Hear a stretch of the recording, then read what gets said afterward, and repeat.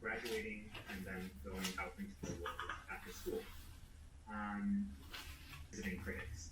So we're still having visiting critics, both talking about what you put in the online exhibition, which is how. So that's kind of more deadline for those final assignments. And again, I'm going to share the schedule with you, which has them join the right meetings. And of course, we'll always.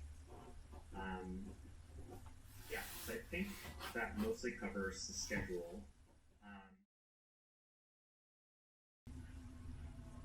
So hey Julie, I'm going to unmute you.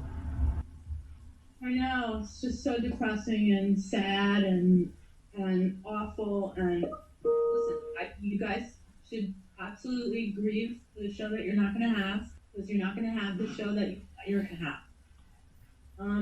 And it's upsetting and it's heartbreaking, but I just really want you to remember that this is the first show that you're ever going to have, not your last show.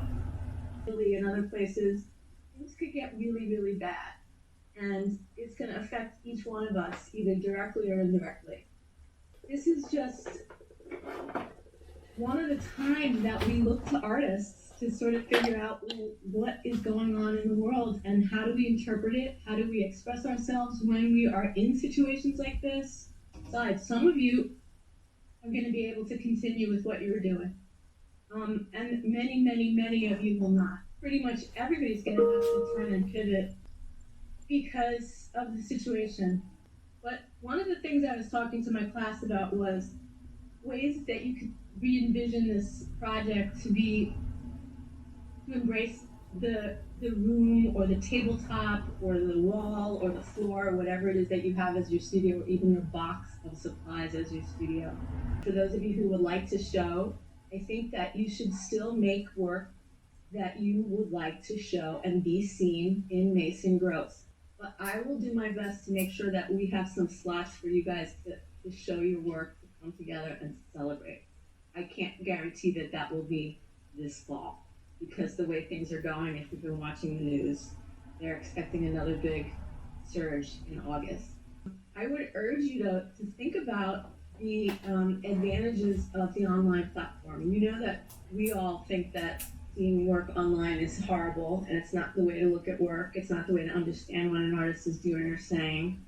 On the other hand, pretty much every collector buys from an image. So I think you should think about the kind of, we're not going to have the advantages of the show that we thought we would have, but we're going to have a different set of advantages. And if you can think about how your work is going to read on a screen the best way, I totally agree with you. That's what I'm trying to tell you is going to happen. I'm going to make sure that you get a show.